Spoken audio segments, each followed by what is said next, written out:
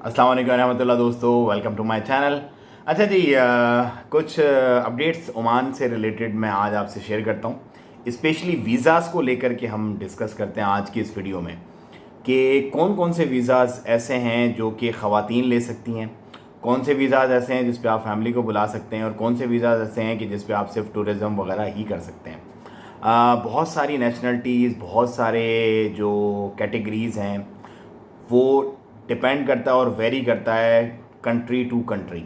जैसे कि कुछ कंट्रीज़ हैं उनके टूरिस्ट वीज़ाज़ भी उनको नहीं दिए जाते, कुछ कंट्रीज़ ऐसे हैं जिनको विज़िट वीज़ाज़ नहीं दिए जाते, टूरिस्ट वीज़ाज़ दे दिए जाते हैं। कुछ कंट्रीज़ ऐसे हैं कि जिनकी खादमाएँ जो हैं वो अलाउ नहीं हैं उन कंट्रीज़ से। कुछ कंट्रीज़ ऐसे हैं कि जहाँ से कुछ एग्जेक्टिव्स जो पर्टिकुलर हैं प्रोफेशंस वो अलाउ नहीं हैं। तो वैसे तो एक बहुत वाइड रेंज है, लेकिन मैं कोशिश करूंगा जो स्पेशली मेरे देखने वाले जैसे पाकिस्तान, इंडिया, बांग्लादेश के लोग हैं उनसे रिलेटेड जो चीज़ें हैं वो मैं थोड़ी सी आज इस वीडियो में क्लियर कर दूँ। तो इस वीडियो को ज़्यादा से ज़्यादा शेयर कीजिएगा और चैनल को सब्सक्राइब करें अगर आपने अभी तक नहीं किया तो नीचे रेड बटन को क्लिक करके। अच्छा जी, सबसे पहले तो ये है कि वीज़ाज़ अब हर किस्म के ओपन है, हर किस्म के वीज़ाज़ इस वक्त ओपन हैं। अगर आपके वीज़ाज़ अभी तक आपसे किसी ने पैसे लिए हुए हैं और वो अभी तक आपको ये कह रहा है कि भैया अभी ओमान में वीज़ा बंद है, अभी ये हो गया, अभी वो हो गया, तो वो आपसे झूठ बोल रहा है, नंबर 1। नंबर 2, जब भी आप वीज़ा लें, ये मैं स्पेशली उन लोगों को बोल रहा हूँ जो कि आज़ाद वीज़ा कॉन्सेप्ट पे आते हैं कि यार हम एक वीज़ा ले रहे हैं, फ्री वीज़ा, और उसके बाद जो है बस हम अब वहाँ पे जाके अपना काम वाम करेंगे। या अगर उनका जो बंदा है जो भी जिससे वो कोऑर्डिनेशन कर रहे होते हैं वो उनको बोल भी देता है कोई एक जॉब है छोटी मोटी और इतने पैसे मिलेंगे और ये वो सेटिंग उन लोगों के लिए स्पेशल है। जो डायरेक्ट कंपनीज़ के वीज़ा पर आते हैं उनको तो कोई टेंशन नहीं है, कोई मसला नहीं है। तो मेरे भाइयों, जब भी वीज़ा लो 3 बातों का आपने बड़ा ख्याल रखना है, 3 बातों का। नंबर 1, आपने CR पेपर लाजमी लेना है जिस कंपनी का भी आप वीज़ा ले रहे हो।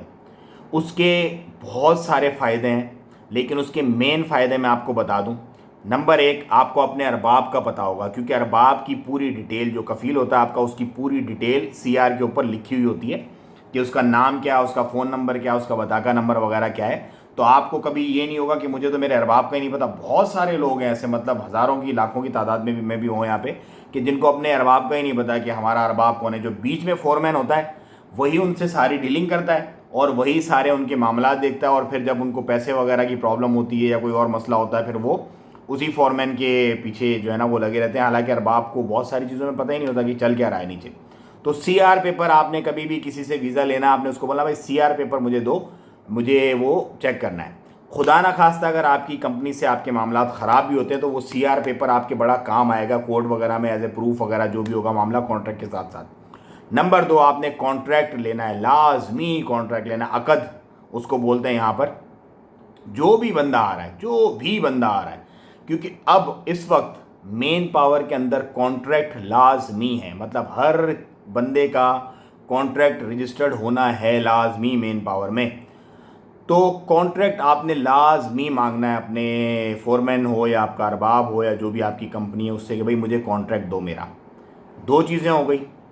नंबर 3, जो भी आपकी कमिटमेंट हो अपनी कंपनी से वो आपने रिटर्न में लेनी है। एज ए ऑफर लेटर ले लो, एज ए ईमेल ले लो, एज ए मतलब प्रूफ हो आपके पास। ये 3 चीज़ें आपने लाजमी लेनी। अब बहुत सारे लोग बोल रहे होंगे यार हमें तो वीज़ा ही बड़ी मुश्किल से, हम तो मिलते तरले करके हैं भाई वीज़ा दे दो, तो वीज़ा ही हमें बड़ी मुश्किल से मिलता है, ये 3 चीज़ें कैसे देंगे, वो आपका मसला है। आप मिलते तरले करके वीज़ा लोगे, फिर आप ऐसे ही परेशान होगे जैसे कि लोग यहाँ पे आके फिर परेशान होते हैं। और मेजॉरिटी वही परेशान होते हैं जो बस जल्दी में होते हैं और उनको बस ये होता है कि बस ठीक है हमने करना है, क्योंकि यहाँ के रूल्स रेगुलेशंस बहुत अच्छे हैं, लेकिन क्योंकि आप लोग फॉलो नहीं करते उन रूल्स और रेगुलेशंस को, इसलिए आपको प्रॉब्लम होती है। तो आपने रूल्स एंड रेगुलेशंस को फॉलो करना है। आप यकीन जानो, मतलब आपकी जो ज़िंदगी की यहाँ पे आने के बाद आपको ये लगता है ना कि 100% परेशानियाँ हैं, उनके अंदर से 95% परेशानियाँ आपकी ख़त्म हो जाएंगी अगर सिर्फ ये 3 चीज़ें आपके पास होंगी तो। क्योंकि आपके साथ नाजायज़ी कोई नहीं करेगा, आपको उनको पता है कि इसके पास प्रूफ है, ये सीधा कोर्ट चला जाएगा, लेबर कोर्ट में जाएंगे, आप जहाँ भी जाएंगे आपको आपका हक मिलेगा, लेकिन हक मिलेगा आपको सबूत पे। लोग जाते हैं कहते हैं यार हमें तो इंसाफ ही नहीं मिलता। इंसाफ कैसे मिलेगा, आपके पास सबूत ही कोई नहीं होता। जब काजी आपसे पूछता है कि भाई सबूत क्या है, शाहिद है कोई आपका, या कोई पेपर है, या कोई लिखत पढ़त है, कोई अकद है, कोई कुछ भी नहीं होता लोगों के पास। क्योंकि ज़बानी कलामी फ़ोनों पे काम होते हैं, हाथ पांव जोड़ के वीज़ा लेते हैं, आ जाते हैं यहाँ पे, यहाँ के आगे फंस जाते हैं, पैसे ही नहीं निकल रहे जो पैसे लगाए, दिहाड़ी नहीं पकड़ी, पकड़ा गया मेन पावर में कहीं, या किसी मिनिस्ट्री वगैरह ने छापा मारा तो वैसे ही फ़ाइन पड़ जाता है इतना लंबा चौड़ा। तो ये परेशानियाँ आपको बचाएंगी। मेरा काम है सिर्फ आप लोगों को गाइड करना और ये बता देना कि ये यहाँ की हुकूमत का या यहाँ के लोगों का मसला नहीं, ये मसला आपका है, या फिर उस फोरमैन का है जो बीच में फोरमैन होता है, जो आपसे सारी डीलिंग करता है। अगर आप ये चीज़ें प्रॉपर करेंगे, आपकी लिखत पढ़त पूरी होगी, आपके पास अकद होगा, आपके पास सीआर पेपर होंगे, यकीन जानो कोई आपसे फालतू बात भी नहीं करेगा, क्योंकि उसको पता है कि यार इस बंदे को सब कुछ पता है। तो भाइयों, पैसा देते हो तो ठोक बजा के ये चीज़ें भी लिया करो। ऐसे नहीं है कि बस मुंह उठाया चले आए, परेशान हो गए, आप भी परेशान हो गए, आपके बच्चे भी पीछे परेशान हो गए। ये बातें मैं क्यों कर रहा हूँ? क्योंकि बहुत सारे लोग कोरोना के दौर में जब यहाँ से काम वाम कुछ नहीं था, घरों में बैठे हुए थे, तो जब वो यहाँ से जाने लगे तो आपको पता है हमको टिकट्स वगैरह और कुछ मतलब बहुत सारे अरेंजमेंट्स अल्लाह पाक के हुक्म से चल रहे थे। तो फिर मैंने लोगों से बैठ के उनकी स्टोरी सुनी।